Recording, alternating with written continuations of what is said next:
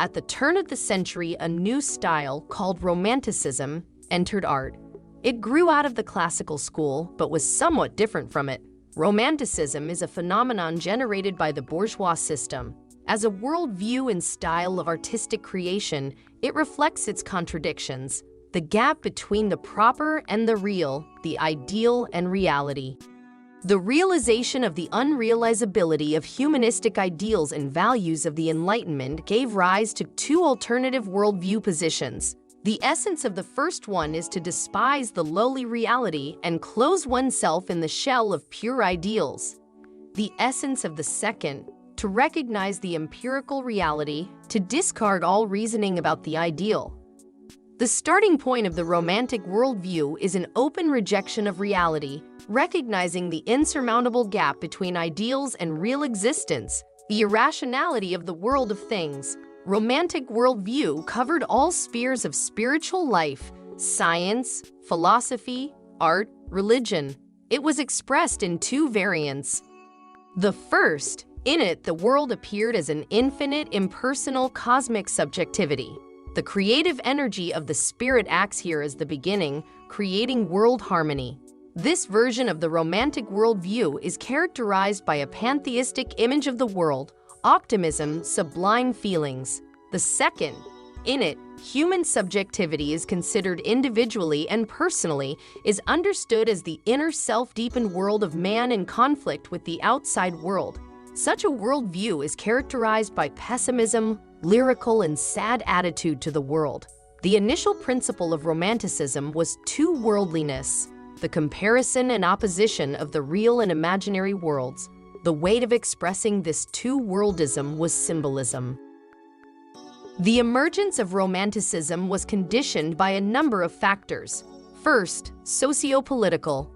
The French Revolution of 1769 to 1793, the Napoleonic Wars, the War of Independence of Latin America. Second, economic. The Industrial Revolution, the development of capitalism. Third, it was formed under the influence of classical German philosophy. Fourth, it was formed on the basis and within the existing literary styles. Enlightenment, sentimentalism.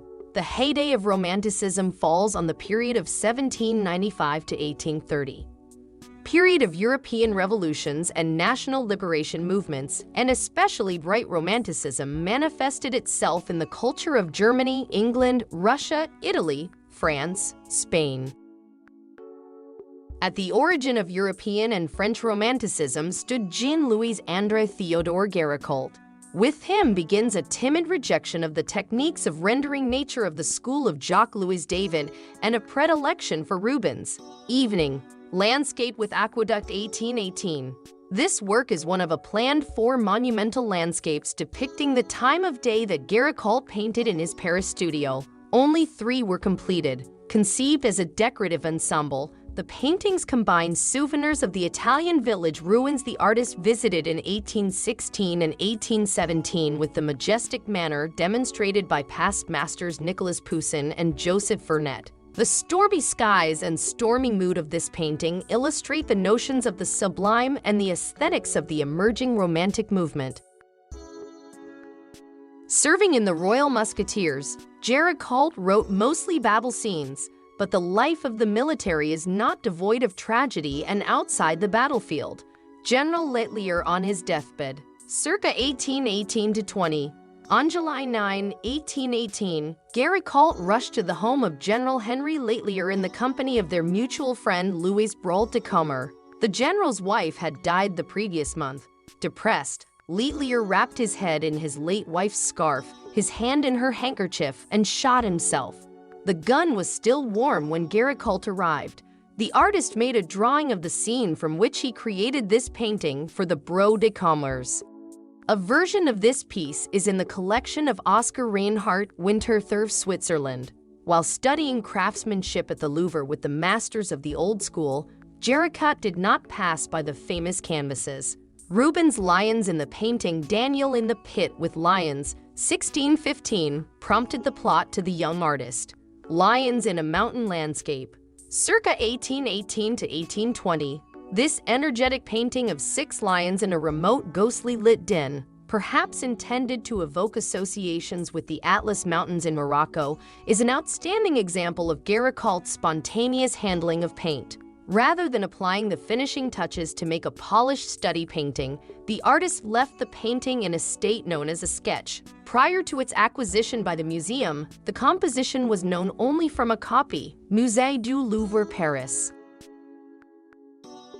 But the main artist of the Romantic era in France was a friend of Géricault, French painter and graphic artist, Eugène Delacroix, 1798 to 1863. In July 1830, Paris rebelled against the Bourbon monarchy.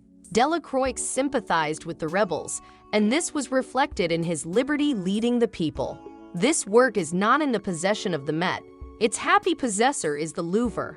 Delacroix's truly romantic subjects are present in the collection of the Metropolitan Museum. The Abduction of Rebecca, 1846. Throughout his career, Delacroix was inspired by the novels of Sir Walter Scott, a favorite writer of the French Romantics. Romantic subjects from the novels transfer to the artist's canvases, Natchez, 1823 to 1824 and 1835. In 1823, Delacroix began painting this scene from Chateaubriand's widely read romantic novel, Atala, which tells the story of the fate of the Natchez people after French attacks in the 1730s. After postponing the painting for about a decade, he finally completed it for the Paris Salon of 1835. Fleeing a massacre, a young couple moved up the Mississippi River. On the way, the woman gave birth, the tired woman and the father holding the child tenderly. This is how the artist described his painting. The 19th century entered European history on the wave of the French Revolution and the Napoleonic Wars. The world woke up and looked at its past with fresh eyes. Against the backdrop of the defeat of Prussia by Bonaparte's troops, art history once again made a peek in the direction of simplification, but this time completely consciously.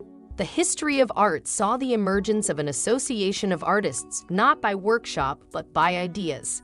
In 1810, several graduates of the Vienna Academy of Fine Arts decided to go against the classical school of drawing, based on the canons of academic painting. They called their movement Nazarians, from the legendary birthplace of Jesus, the city of Nazareth. With their works, the young artists tried to revive religious monumental art in the spirit of the masters of the Middle Ages and early Renaissance. Moving away from antiquity and choosing historical and religious subjects as themes was perceived by the public as a new vision of art. They saw the Middle Ages as the embodiment of the ideals of spirituality.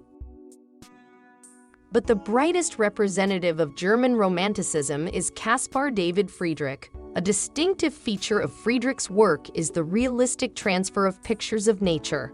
The main motif of his works are images of mountains and rocks, hidden by a misty haze, the outlines of which are visible far beyond the horizon. Two men contemplating the moon, circa 1825 to 30. The two figures are seen from behind so that the viewer can participate in their communion with nature. They'd have been identified as Friedrich, Wright, and his friend and student August Heinrich, 1794 to 1822. The enchantment of the moon was popular among the German Romantics, who regarded the motif as an object of pious contemplation. This is the third version of one of Friedrich's most famous compositions, the first of which was painted during Heinrich's lifetime, 1819, Art Gallery, Dresden, and the second shortly after his death, circa 1824, Old National Gallery, Berlin. Many researchers believe that the origins of Romanticism are in English art with its classicist aesthetics and traditions of landscape painting. If the work of the German Romantics was inherent mysticism, taken from mysterious legends and folk tales, the Romantic fine art of England had completely different features. In the landscape work of English masters, Romantic pathos combined with elements of realistic painting. John Constable, 1776 to 1837, the first of the great English landscape painters of the 19th century, the singer of the sky and clouds, the English plains filled with air and silence, green pastures, animated by the vital energy of nature. The idea of a truthful, maximally close to the original landscape persistently returned the artist to the same landscapes or architectural monuments. This anticipated a similar attitude to the nature of Monet and Cézanne. Opposed to academic painting, he comprehended the light and color laws of its representation, and long before the Impressionists sought to express the first impression of the landscape scene, he painted his Old Green England. Salisbury Cathedral from the Bishop's Grounds, circa 1825. This painting was done as a full-scale study for the 1826 painting now in the Frick Collection in New York. The latter painting was completed for Constable's friend John Fisher, Bishop of Salisbury, who appears at lower left in both paintings. Salisbury Cathedral is depicted in a gap between trees whose fall foliage is painted in light, almost transparent strokes. Cows drinking from the lake in the foreground bring a pastoral touch to the painting. On the left, the master has placed a strolling couple, Bishop Fisher of Salisbury and his wife, who, standing under the canopy of trees, are looking at the cathedral. The building against the sky with flying clouds looks especially light, full of sunshine and air, and its view framed by the trees is even more appealing to the eye. In 1822, Bishop Fisher commissioned the artist to paint the picture, but received the work less than favorably because of the stormy sky. Constable painted a new version, and the painting shown here is a sketch for it. Fluctuating silvery light scattered in the sky lays reflections on the surrounding landscape. The sun's rays illuminate the cathedral, creating a marvelous harmony in which nature and the man-made work of man seem to be one and the same. Salisbury is a small town in the county of Wiltshire in England. It is notable for the fact that it grew up around the famous Salisbury Cathedral.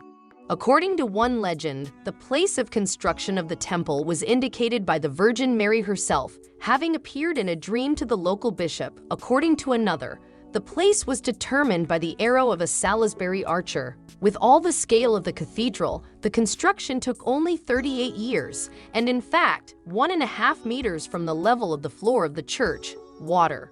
In the 14th century, a tower with a spire was added to the church. Despite the impressive weight of the tower, almost 6 tons, the depth of the foundation is only 1 meter. The secret is that right under it is a natural ball of flint gravel, which provides the strength of the building. In 1386, the world's first mechanical clocks, without a dial, were installed in the cathedral. They still work and show the time almost without error. Visitors are delighted by the baptismal font, which is a fountain with recirculating water. It took 10 years to make the surface of the water as perfect as a mirror. The inscription on the font reads, "When you pass through the water, I will be with you." Salisbury Cathedral holds an ode of 4 copies of the Magna Carta, signed by the King of England in 1215. King John could not have foreseen the worldwide significance of the Magna Carta when he agreed to its provisions. 800 years later, the international interest in the act of uniting these documents is a testament to the enormous significance of these 4 manuscripts. The document's preamble sets out the fundamental rights, among which the principle of the rule of law over all citizens, including the monarch, is at the top of the list. The Charter guarantees the right to a fair trial and defines the limits of taxation without representation. It became the basis for other founding documents, including the U.S. Constitution and the UN Universal Declaration of Human Rights. I present to you one of the great artists of Foggy Albion, William Turner, 1775 to 1851, an English painter who made a huge contribution to world art. He is called the predecessor of the Impressionists, who charted the way for future generations, opening a new direction in art. He was far ahead of his time, lived and created in the most conservative state of Europe, and all his innovative ideas and extraordinary approach to landscape painting were appreciated only after his death. Venice, from the porch of the Madonna della Salute, circa 1835. Turner used his considerable experience as a marine painter and his brilliant watercolor technique to create this view, in which the foundations of Venetian palaces merge with the waters of the lagoon through subtle reflections. He based the composition on a rather light pencil drawing made during his first trip to Venice in 1819, but the painting is actually the result of his second visit in 1833. In 1835, moving through the history of the development of art, we are getting closer and closer to the senses than to contemplation. And if it is possible to depict the air and atmosphere of the morning, we have these very sensations before us. Another painting in the museum's collection is Whalers, circa 1845. Turner was 70 years old when Whalers debuted and received mixed reviews at the Royal Academy exhibition in 1845. Its subject proved elusive, as English writer William Thackeray observed. "You see over there, not a purple blotch, but a fine whale, its tail having just ruined half a dozen whaleboats, and what you imagine to be a few zigzag lines casually sketched on a tarpaulin, look, it's a ship with all the sails." Turner apparently took on the painting, which was returned to him, for collector Elhanan Bicknell, who had made a fortune in the whale oil trade. From the vantage point of the 21st century, we understand the artist's intentions. We see the development of art over the next 150 years, and the contribution to world painting cannot but be appreciated. Another apostates from the classical school of painting, the Pre-Raphaelite Brotherhood, was founded in 1848. The founders were 7 people, artists and poets, among whom the most famous are Dante Gabriel Rossetti, John Mills, William Holman Hunt, and William Morris. All these young artists were about 20 years old, and all of them studied at the Academy. Then Edward Burne-Jones joined them, also close to them in spirit Ford Madox Brown. Brotherhood, as a kind of monastic or chivalric order, expressing their desire for the purity and spiritual tension of medieval art, and from the definition of pre-Raphaelites, it is clear on which period they focused. Before Raphael, these artists wanted to transform English art. The great achievements of the great style had been left behind, and Constable and Turner were essentially always loners. The young artists believed that it was necessary to return to the pious, simple, natural, and naturalistic style of the artists of the 14th and 15th centuries, and more importantly, to return to nature itself. They did not copy the medieval style, but tried to reproduce the spirit of the Middle Ages and early Renaissance. If you remember the blocks devoted to medieval Europe, the cult of chivalry and the beautiful lady, this style gave a second birth and romanticized the theme of the Middle Ages. Now let's take a closer look at the work of each of the artists. The first of this list is Dante Gabriel Rossetti, an English poet, translator, painter, and graphic artist, the most controversial personality in the Brotherhood. He dropped out of a prestigious college and then translated Dante into English. He ran away from the Royal Academy of Art and then successfully sold paintings. He lived with the most beautiful sitter and talented artist for 10 years, but married her only before the threat of the girl's death. Rossetti, with all the passion to do what he loved and physically unable to do what he should. Periods of Rossetti's work are defined not by the technicalities of painting, but by the women who posed for him. Each of them the artist was passionate about and frantically wrote: Elizabeth Siddal, wife; Fanny Cornforth, Jane Morris, Alexa Welding. At the same time, all women Rossetti something similar: golden hair, sensual full lips, heavy chin, outlined cheekbones. Love of art he took from the family. Impulsive, educated, sincere, fearless, handsome Rossetti conquered others. The meeting with the hat store clerk Elizabeth Siddal became the most important in his life. In the collection of the museum, there is a photo of Rossetti, but already at a respectable age. From the internet, I put the image of a young, handsome man. His work in the walls of the museum, Lady Lilith, 1867. In the Hebrew tales of Lilith, the first woman on earth and the first wife of Adam. Her character is underscored by lines from Gode's Faust, attached by Rossetti to the original frame: "Beware, for she surpasses all women by the magic of her curls, and when she wraps them around a young man's neck, she will never free him again. Fascinated by female physical attractiveness, Rossetti here presents the legendary femme fatale as an eccentric 19th-century beauty who brushes her hair and seductively exposes her shoulders. The nearby flowers symbolize different kinds of love. The sitter was the artist's mistress, Fanny Cornforth. Why we love pre-Raphaelite paintings so much. It's always the fairy tale we miss. Sir Edward Burne-Jones, 1833 to 1898. There is no consensus on his affiliation with the Brotherhood, but the style of his work is absolutely in keeping with their spirit. He worked with Morris, creating stained glass windows for him, and developed his own easily recognizable style, which was then very often imitated. He is not characterized by pre-Raphaelite naturalism and the pursuit of verisimilitude, but his work breaks with the academic tradition no less than Rossetti's. The images often slip towards flatness, but this view only works when compared to the works of his contemporaries. It is particularly interesting to look at the static nature of the paintings on view at the Met.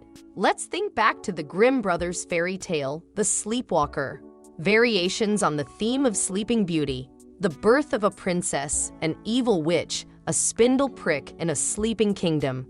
The territory is enveloped by a forest of thorns and impenetrable bushes of flowering briar. The princess is nicknamed Rosehip, Prince Charming, a kiss, and a wedding. Burne-Jones' paintings are almost flat. They do not have a pronounced play of light and shade.